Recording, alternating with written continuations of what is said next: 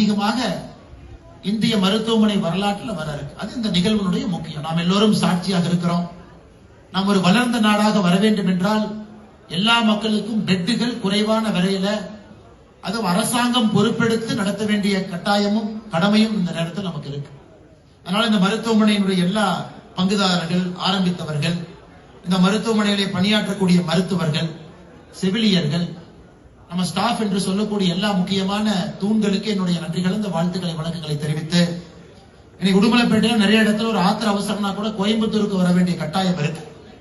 எனக்கு எல்லா அடிப்படை வசதி ஒரு கேத் லேப் தேவைப்படுகிறது. ஒரு ஹார்ட் அட்டாக் வருதுன்னா உடனடியாக மக்கள் ஒரு 5 நிமிஷத்துல வந்துட்டாங்கன்னா அவங்களை ஸ்டெபிலைஸ் பண்ணி அந்த கோல்டன் அவர் 1 மணி நேரத்துக்குள்ள மக்களுடைய உயிரை பாதுகாப்பது நம்முடைய முதல் கடமையாக இருக்க வேண்டும். அதற்கு உங்க அருகில மருத்துவமனை வரணும்.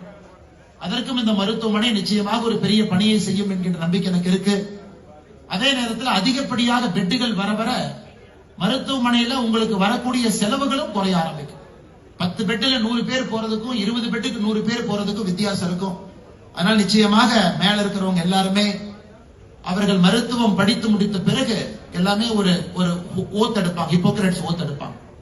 அதை எடுத்துட்டு தான் ஒரு மருத்துவர் அந்த மருத்துவ சான்றிதழை பெற்று நமக்கு மருத்துவம் செய்ய முடியும். அந்த ஹிப்போக்ரட்ஸ் ஓத் என்னன்னு நீங்க பாத்தீங்கன்னா அது மிக தெளிவாக இருக்கும். ஒரு மருத்துவர் என்பது வரக்கூடிய பேஷண்ட் கிட்ட சாதி மதம் பார்க்க கூடாது, பணக்காரன் ஏழை என்று பார்க்கக்கூடிய ஒரு குற்றவாளி வந்தாலும் கூட அந்த குற்றவாளியும் சமமாக நடத்தி தான் மருத்துவம் கொடுக்கணும். ஏன் ஒரு ரேபிஸ்ட் வர்றாங்க அப்படின்னா கூட போலீஸ் கூட்டிட்டு வர்றாங்கன்னா கூட சமுதாயம் அந்த ரேபிஸ்டா பார்த்தாலும் கூட மருத்துவரை பொறுத்தவரை அந்த மனிதனுக்கு நான் சமமா ஒரு மருத்துவம் கொடுக்கணும்னு தான் பார்க்கணும். இது ஹிப்போக்ரட்ஸ் ஓத். இதை எல்லோரும் ஒரு சத்திய பிரமாணம் எடுத்துட்டு தான் வர்றாங்க. ஆனா எத்தனையோ மருத்துவர்கள் அதன்படி நடந்து கொண்டாலும் கூட எத்தனையோ மருத்துவர்கள் அதன்படி நடந்து கொள்ளாம இருப்பதையும் நம்ம பார்க்கிறோம். இன்னைக்கு மருத்துவமனையினுடைய செலவு சாதாரணமா நம்ம ஒரு காய்ச்சல் இருந்து சில விஷயங்களுக்கு செல்லும் பொழுது அது மிக அதிகப்படியான செலவு. இன்னைக்கு எத்தனையோ நடுத்தர குடும்பத்தை ஏழை குடும்பமாக மாற்றிக் கொண்டிருக்கிறது. ஒரு கேன்சர் நோய் ஒரு குடும்பத்துல வந்துருச்சுன்னா அந்த குடும்பத்தை கிட்டத்தட்ட 2 தலைமுறை அந்த குடும்பம் பின்னாடி போகுது.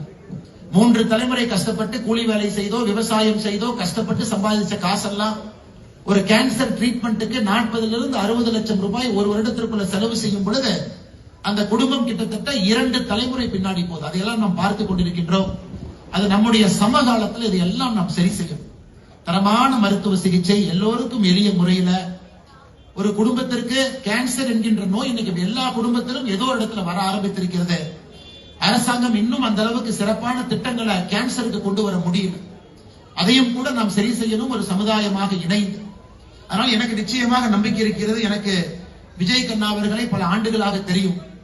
அவர் நிச்சயமாக ஒரு தரமான நல்ல மருத்துவராக மட்டுமல்ல ஒரு தரமான மருத்துவமனையாக, நேர்மையான மருத்துவமனையாக, ஏழை மக்கள் யார் வந்தாலும் கூட பாரபட்சம் பார்க்காம, ஏழை பணக்காரன் என்று பார்க்காம, சாதி மதம் பார்க்காம அனைவரையும் சமமாக மதித்து இந்த மருத்துவமனையில எல்லோருக்கும் ஒரு உயர்தர சிகிச்சை, ஒரு டெரிஷரி கேர் என்று சொல்லுகின்றோம், 3ஆம் வட்டத்தில் இருக்கக்கூடிய உயர்தர மருத்துவமனை நமக்கு இன்னைக்கு நிச்சயமாக அவர் தலைமையில் கிடைக்கும் என்கின்ற முழு நம்பிக்கையும். அதே நேரத்தில் இன்னைக்கு வீதிலிடஸ் அமைப்புக்கு அவர் சொன்ன பொழுது என்கிட்ட சொன்னார், ஆனா நீங்க மருத்துவமனையை திறக்கும் பொழுது நான் உங்களுக்கு 100 கார்டு கொடுக்கிறேன் வீதிலிடஸ் அமைப்புக்கு. அந்த 100 கார்டை நீங்க மக்களுக்கு யார் வீதிலிடஸ்க்கு வர்றாங்க அவர்களுக்கு எவ்வளவு பெரிய பிரச்சனையாக இருந்தாலும் அந்த கார்டை அவங்க கையில கொடுத்துருங்க. அந்த கார்டை உள்ளே கொண்டு வரும் பொழுது 1 பைசா கூட வாங்காம இலவசமாக நாங்கள் சிகிச்சை செய்கின்றோம் என்று சொன்ன பொழுது நான் சொன்னேன், நீங்க முதல்ல ஸ்டெபிலைஸ் ஆகுங்க, அதன் பிறகு நீங்க சிகிச்சையினுடைய கட்டணத்தை முடிந்தவரை குறைக்க பாருங்க மினிமம் ப்ராஃபிட்ல, அதன் பிறகு இந்த கார்டெல்லாம் கொடுங்க. அதனால இந்த கார்டை நான் ஏற்க மாட்டேன் என்று மறுத்த பொழுது இல்ல கட்டாயமாக இந்த கார்டை நான் கொடுக்கத்தான் போறேன். அதே நேரத்தில் சில பேர்த்துக்கு ஒரு மெடிசின் ஃபீஸ், மருத்துவத்தினுடைய செலவு என்பது ஒரு மெடிக்கல் ஃபீஸா இருந்ததுன்னா வாங்கிக்கிறோம், டாக்டர் ஃபீஸ் வாங்கல, ஆபரேட்டிங் எக்ஸ்பென்சஸ் வாங்கல அப்படின்னு சொல்லி கொடுத்தா தான் நான் சொன்னேன், நீங்க 2 விதமா கார்டு கொடுங்க. ஒரு கார்டுல முழுவதுமா இலவச சிகிச்சை யாருக்கு முடியலையோ கொடுக்கும், இன்னொருத்தவங்க கொஞ்சோண்டு பணம் கொடுத்து அந்த சிகிச்சையை கொடுங்க, அந்த மாதிரி ஒரு கார்டை டிசைன் பண்ணி கொடுங்கன்னா நாங்களும் சரியான நபர்கள் யாராவது பார்க்கும் பொழுது கஷ்டப்பட்டாங்கன்னா இந்த கார்டை கொடுத்து அனுப்புகின்றோம் உங்க மருத்துவமனையில, நிச்சயமா உங்களுக்கு நீங்க சிகிச்சை கொடுங்கள் என்று சொல்லி இன்னைக்கு அந்த நிகழ்வும் கூட நடக்க இருக்கிறது. அதற்கும் என்னுடைய நெஞ்சார்ந்த நன்றிகளை, வாழ்த்துக்களை டாக்டர் விஜய் கண்ணா அவர்களுக்கும். ஒரு பெரும் ஆர்வத்தோடு இங்க எல்லோரும் வந்திருக்கிறார். இளைஞர்களா இருக்கட்டும், பெரியவர்களா இருக்கட்டும், முதியவர்களா இருக்கட்டும், சகோதரிகளா இருக்கட்டும், எல்லோரும் நினைப்பது ஒரு புதிய உத்வேகத்தோடு நல்ல ஒரு சமுதாயத்தை உருவாக்க வேண்டும் என்று. அதற்குத்தான் வீத லீடர்ஸ் அமைப்பு நாமளும் அதற்கு போராடுகின்றோம். அடுத்த சில மாதங்கள், சில வருடங்கள் கூட அடிப்படை பிரச்சனைகளை சரி செய்து அடிப்படையில தலைவர்களை உருவாக்கி, கோயம்புத்தூர் மாவட்டத்திற்கு ஒரு ஓடந்துறை சண்முகம் மட்டும்தான் பஞ்சாயத்து தலைவர்களாக இருக்க வேண்டுமா? நமக்கு இன்னும் ஆயிரக்கணக்கான அடிப்படை தலைவர்களை உருவாக்கணும், நேர்மையான தலைவர்களை உருவாக்கணும். அடிப்படை சரியாகும் பொழுது மேலே யார் வந்தாலும் கூட தமிழகம் சரியாக இருக்கும் என்கின்ற அடிப்படையில தான் இதை நாம் கையெடுத்திருக்கின்றோம். வருகின்ற 12ஆம் தேதி, ஜூலை 12ஆம் தேதி ஞாயிற்றுக்கிழமை சாயந்தரம் 4 மணிக்கு பொள்ளாச்சியில நம்முடைய வீத லீடர்ஸ் அமைப்பினுடைய முதல் மாநாடு நடக்க இருக்குது. பொள்ளாச்சியில முதல் மாநாடு எடுத்திருக்கின்றோம். 26ஆம் தேதி ஜூலை திருச்செந்தூர்ல இருக்கு, தமிழகம் முழுவதும் இருக்குதுங்க. ஆனால் இருந்தும் முதல் மாநாடு இந்த மண்ணில, பொள்ளாச்சி மண்ணில வைக்க வேண்டும் என்பதற்காக முதல் மாநாடு 12ஆம் தேதி இருக்கிறது. அன்னைக்கு நிறைய சொந்தங்களை பார்ப்பதற்கு ஒரு வாய்ப்பு கிடைக்கும். இன்னைக்கு எல்லோரையும் தனித்தனியாக சந்தித்து பேச முடியவில்லை. உங்களுடைய அன்பு எங்களை எல்லாம் பிரமிக்க வைக்கிறது. நிச்சயமாக என்னுடைய கண்ணில் இருந்து ஒரு துளி கண்ணீரை கொண்டு வருகிறது உங்களுடைய அன்பு.